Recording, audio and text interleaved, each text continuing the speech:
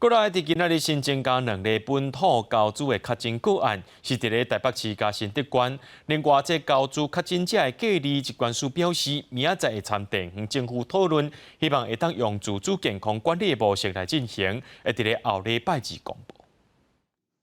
疾管署初六公布新增加2例本土交织个案，分别是伫台北市甲新竹县的20多岁男性甲50多岁的男性，有出现发烧、咳咳啦、起红疹、嘴拍等等症头，有考虑7个高风险甲27个低风险的接触者。交织的疫情为去年6月23到今，已经累积23个确诊的个案，比先前一周新增4例来的看起来是下降哈，不过会不会是因为有连假的期间哈，民众那个延迟就医，清明连假还蛮多人出国的，也要担心说会不会因为连假后又再有这个境外移入的病例哈，再引起本土的疫情，所以这部分目前还没有可以松懈的本钱。现主时交织的确诊者要住院隔离到检批落来才通出院，但是有患者认为怪伤久。顶礼拜5，疾管署公布专家会议的讨论结果，要放宽隔离标准。初六疾管署记者会，罗一军表示，因为牵涉地方卫生人员的执行状况，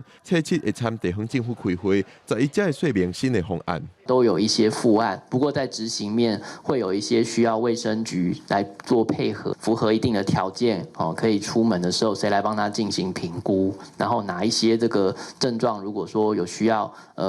就医来评估的时候，如何来进行安排？目前并没有打算是比照用居家隔离这样严格的措施来进行猴痘个案的管理，我们会比较倾向是用自主健康管理的模式。一罐细罐白色的玻璃罐仔，这就是交织疫苗。疾管署表示，4月7日下晡2点开放第2阶段交织疫苗的意愿登记，估计提供25000个名额。登记完成了后，会注射时间，搁要看全台48间合作病院的安排。